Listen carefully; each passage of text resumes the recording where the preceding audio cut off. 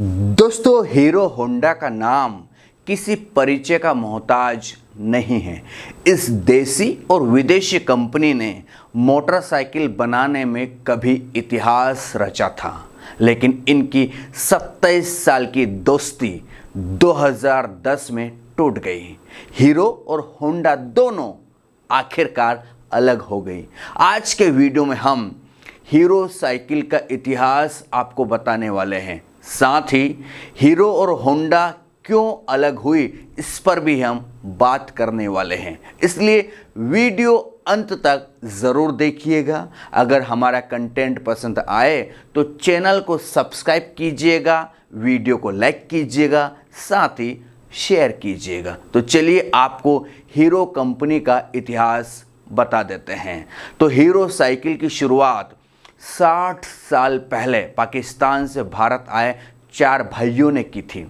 Reports के अनुसार पाकिस्तान के कमलिया में सत्यानंद मुंजाल, ओम प्रकाश मुंजाल, ब्रजमोहन लाल मुंजाल और दयानंद मुंजाल का जन्म हुआ था।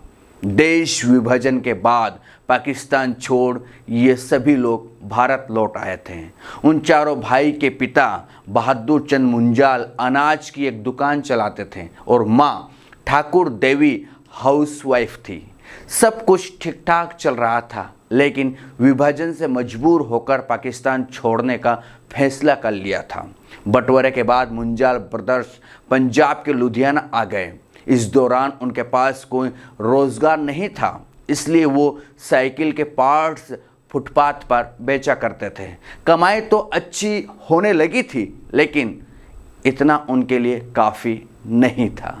फिर उन्होंने साइकिल बनाने का फैसला किया। बहादुर चंद मुंजाल अच्छी कमाई के लिए साइकिल पार्ट्स खरीदकर बेचने के बजाय खुद साइकिल कहीं ना कहीं बनाने का फैसला कर चुके थे, लेकिन उनके पास उतना पैसा नहीं था। साल 1956 में उन्होंने बैंक से 50,000 का लोन लिया और लुधियाना में अपनी पहली यूनिट खोली। लेकिन वो केवल साइकिल पार्ट्स नहीं बल्कि पूरी साइकिल बनाने का फैसला कर चुके थे। उस दौरान ये काम करना बड़ी मुश्किल वाला था। 10 सालों में प्रति साल 1 लाख साइकिल तैयार करने लगी थी हीरो कंपनी।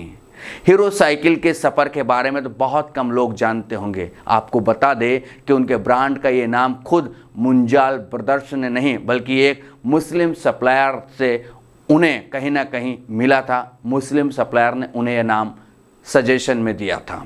विभाजन के दौरान ये कहीं ना कहीं पाकिस्तान जाने वालों में से एक करीमुद्दीन अपनी कंपनी का हीरो नाम मुंजाल ब्रदर्स को सौंप गए थे। बहुत ही जल्द हीरो साइकिल्स एक दिन में 25 साइकिल बनाने लगी। समय के साथ उनकी साइकिल बनाने की स्पीड भी बढ़ने लगी। 10 सालों में यह कंपनी प्रति साल 1 लाख साइकिल तैयार करने लगी। हीरो साइकिल बनाने वाली दुनिया की सबसे बड़ी कंपनी बन गई। फिर एक समय में साल 1986 तक हीरो साइकिल्स ने हर साल 22 लाख से अधिक साइकिलों को तैयार कर नया इतिहास रच दिया। हीरो अब साइकिल बनाने वाली दुनिया की सबसे बड़ी कंपनी बन चुकी थी, इसलिए इसे 1986 में हीरो साइकिल्स का नाम Guinness book of world record में भी दर्ज हो चुका था।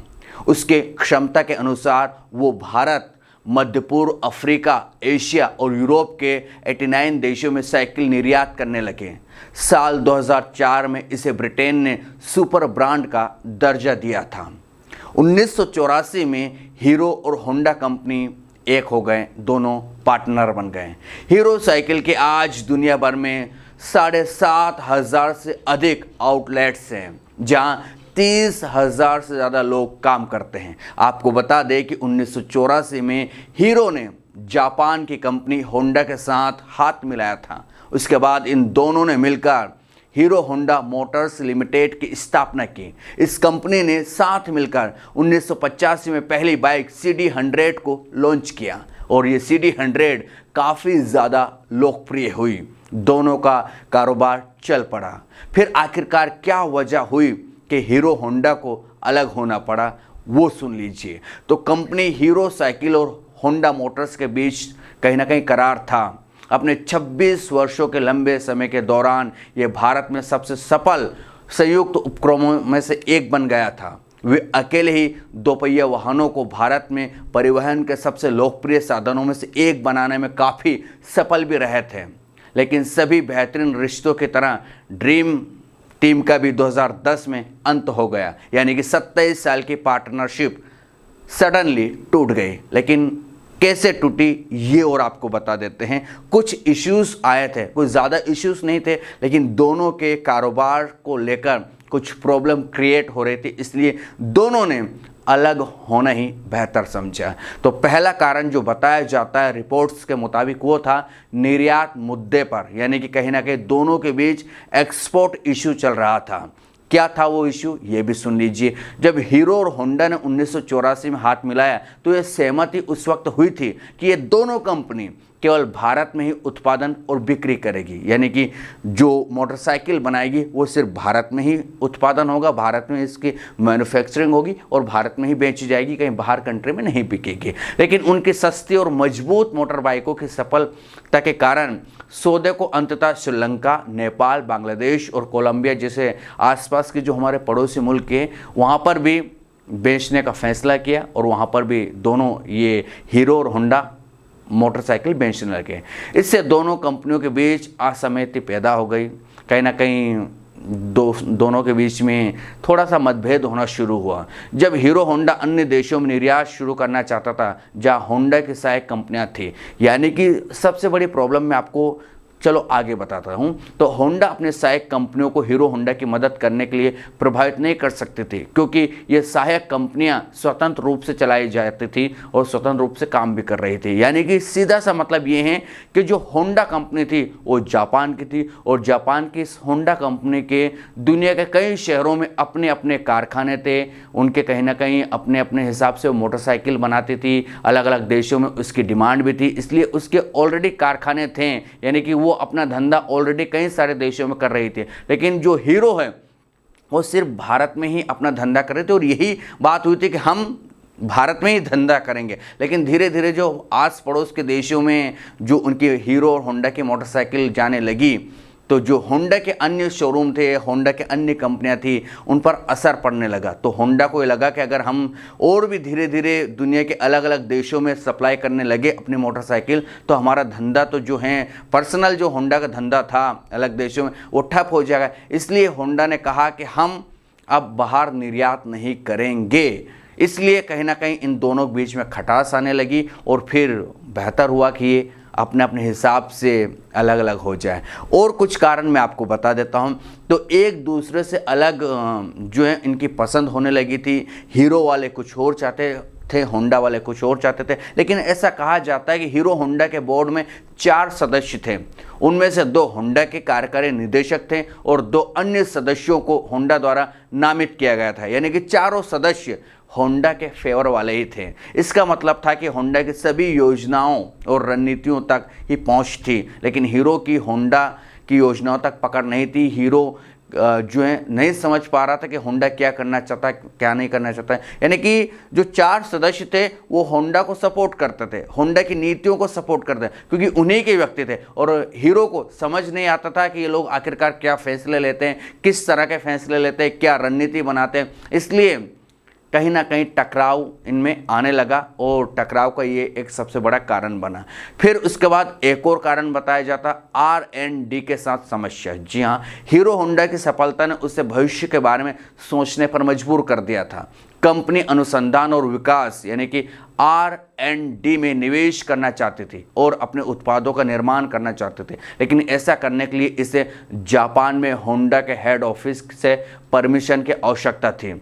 दुर्भाग्य से होंडा इसके लिए सहमत नहीं हुआ, यानी कि होंडा ने डिनाई कर दिया कि हम आपको ये परमिशन नहीं देंगे कि आप अपने हिसाब से जो है मैन्युफैक्चर करने लगे, आप अपने हिसाब से इंजन कलपुर्जे बनाने लगे, हम मिलकर ही बनाएंगे। दोनों में जो बात हुई है, सहमति हुई है, वो मिलकर काम करने की हुई है। आप पर्सनल तौर पर अलग होकर नहीं बना सकते। जब तक हम पार्टनरशिप में हैं तब तक हम मिलकर ही काम करेंगे। तो हीरो ने जब परमिशन मांगी कि नहीं आप आपके हिसाब से बनाइए, हम हमारे हिसाब से बनाते हैं, तो होंडा ने परमिशन नहीं दी। एक ये भी कारण सबसे बड़ा बताया जाता है। सहायक कंपनियों में प्रतिस्पर्धा शुरू हो गई। ऐसा कहा जाता है कि हीरो और होंडा के अलग होने का एक कारण ये भी है कि होंडा की सहायक कंपनियों से सीधी प्रतिस्पर्धा थी। जब होंडा की भारतीय सहायक कंपनियां Honda motorcycle and scooter India private limited यानी कि HMSIPL को 1999 में लॉन्च किया गया था, तो हीरो होंडा को अनापत्ति प्रमाण पत्र पर हस्ताक्षर करना पड़ा था। लेकिन 2010 में